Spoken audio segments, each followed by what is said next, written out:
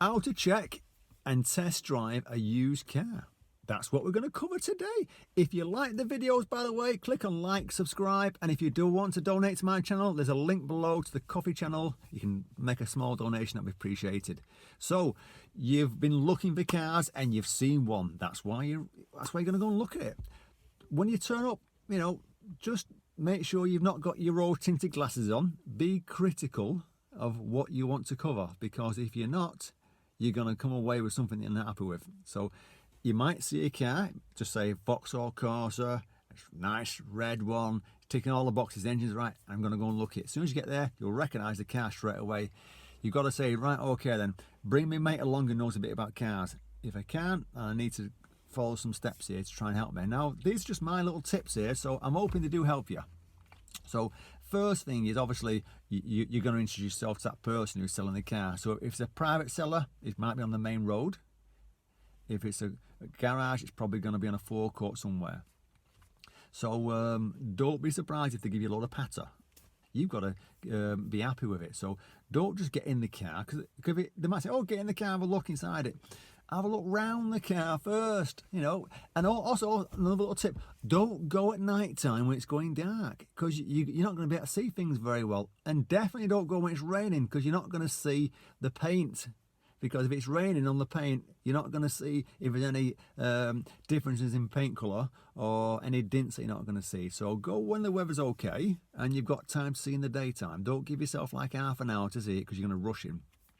So have a look round the car, make sure the body panel's all kind of smooth, there's not suddenly a bump where the door is, or at the back of the car there's a bump because someone's bumped it and the bumper looks a bit dodgy. So look for all these things around the car. Make sure you're happy that it looks flat where the joints are, where the panels meet. Make sure the bumpers are not hanging off. And be prepared to get under the car. I don't mean get under the car, and all I mean is get on your knees and look under the car where the wheels are, where the engine is, and look for oil leaks. Now, if that car has been put onto the main road, it might be that they've given it a little drive round to get it warmed up. So there might be no oil leaks on the ground. No, there might be no oil leaks at all, but look at the engine, where the engine is, and see if there's any oil dripping or any oil stains. Because there might be something wrong with the engine for all you know. And I'm just telling you what things you want to look for. You might turn up that car and it ticks all the boxes and you buy it, and that's what you want. That's why people buy cars. They go and they tick the boxes. I'm just saying to you, just make sure that you've got a good look round the car first before you even get inside it. So check the panels, check under the car, check the tyres, make sure there's no lights that are looking a bit cracked, headlight covers, because these things are going to cost you money. Okay, once you're happy that you've had a look round, then we can move on. Ask him to open the bonnet now. You want to have a look inside the engine, and what you're looking for is get the bonnet open and you're looking at the hoses, the plastic hoses that carry fluids, whether it be water or engine coolant, and you're looking for water leaks. Now, if any water's leaking on them plastic hoses, it's going to look like a white powdery stuff. So that's what you're looking for, because it might be a serious leak you've got, and it's going to cost money to fix these things. Have a look at the engine. Ask him to do an oil check.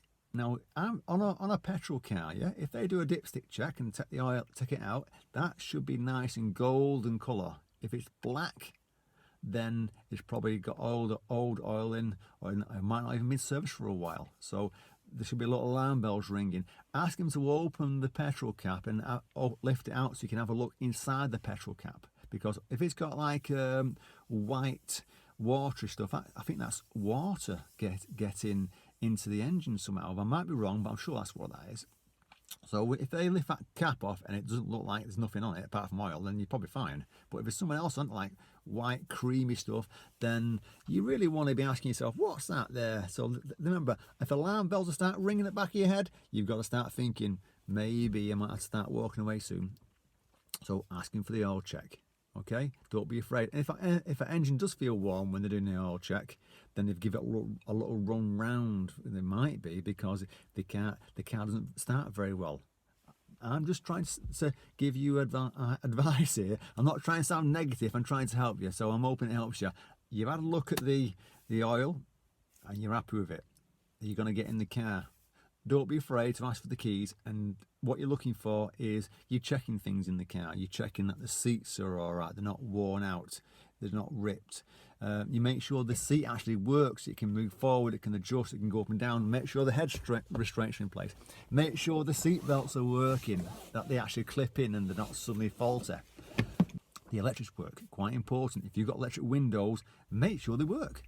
Because if you drive off after you've passed that money over, you've bought a scene. So it's tough, basically.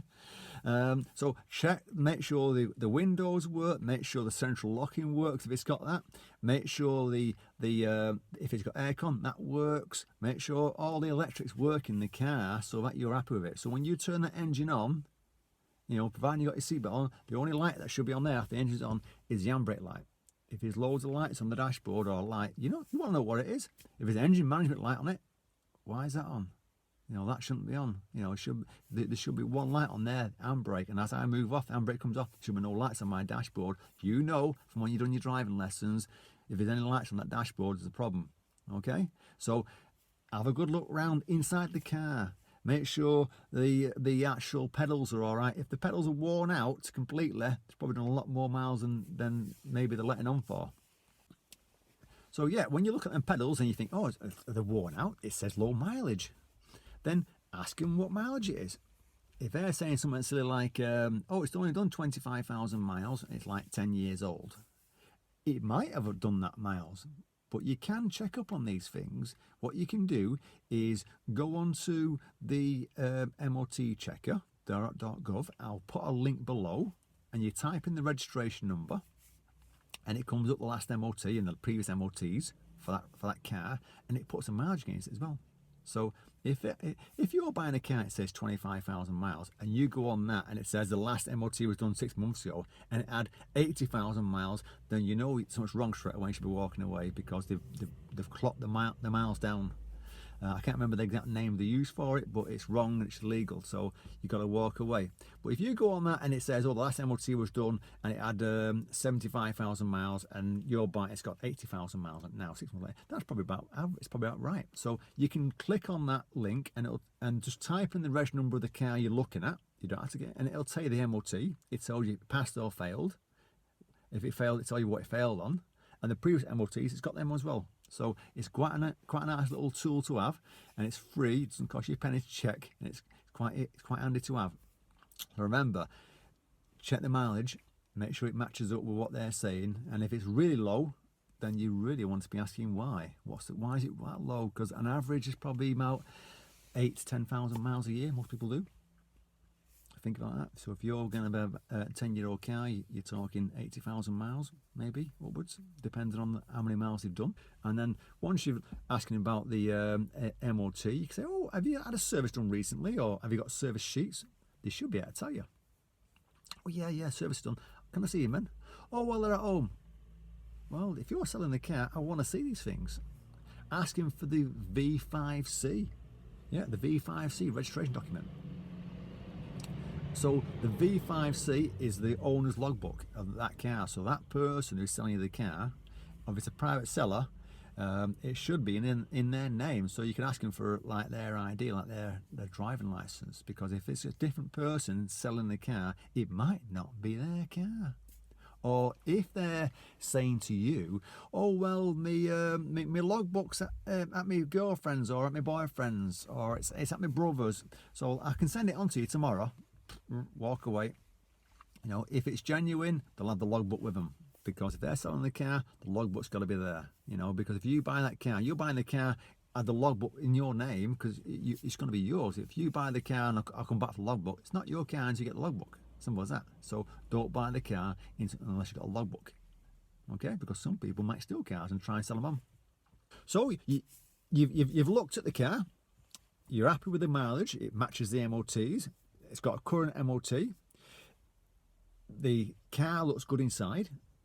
Electrics are all working. There's nothing dodgy about it. The outside looks fine.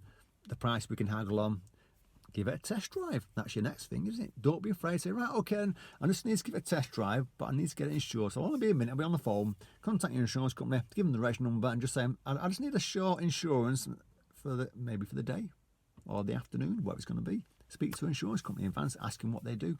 Get it so that you can just contact him and get an afternoon one or a day insurance. Because if you're right, I'm happy with this car now, as long as it drives fine, I'm going to have it, and I'll haggle the price at the end. Then you need to be kind of thinking about the insurance company in advance, so that you can just contact them. It's all in advance, and it don't take a minute to sort out, and then you get insured for the day. Because unless it's a really bad drive, you're going to buy it at that point, because everything else has ticked the box. So contact the insurance company, then it's legal, then, isn't it? So you've got your insurance sorted, MOT's current, so that's fine. Tax, you can contact your tax on the way home, you know, because at the moment the tax should be in his car, because it's still his car. All right, so it'll be taxed by him. But when you do get the car, you've got to tax the car in your name, because the tax doesn't carry over now. That's quite important. The tax, if he's got his tax on this car, when he sells it to you, you'll get a tax refund, he will. So if he's going to get a tax refund of 50 quid, you want to get that 50 quid, so you can knock that off at the end. So you've got it insured, give it a good test drive. I don't mean 5 minutes around the block, you want to give it a good test drive, you know, and what you want to be doing is taking it on some different types of roads to see how the car handles, make sure it handles okay in busy traffic, that's not struggling with the clutch, because it might be the gears and clutch when the car gets warmed up is actually pretty bad to handle. Make sure the brakes work fine, the gears work fine, the indicators work fine, the steering, give it a 3-point turn. And on a quiet road, make sure it can turn properly, because if you're turning it to full lock and it's juddering, something's wrong, or it doesn't feel right, it's making a funny noise in the engine, then it might be something wrong with it. So the little alarm bells, all right? And when you get back to that, after that test drive, if you're not happy with it, you know, we can have another look round, look under the engine again, look under the bonnet, make sure there's no oil leak suddenly appeared. If you're not happy with it, walk away at that point. But if you are, haggle the price, okay? Hope it helps you. If it does, fantastic, and look out for my next video next time.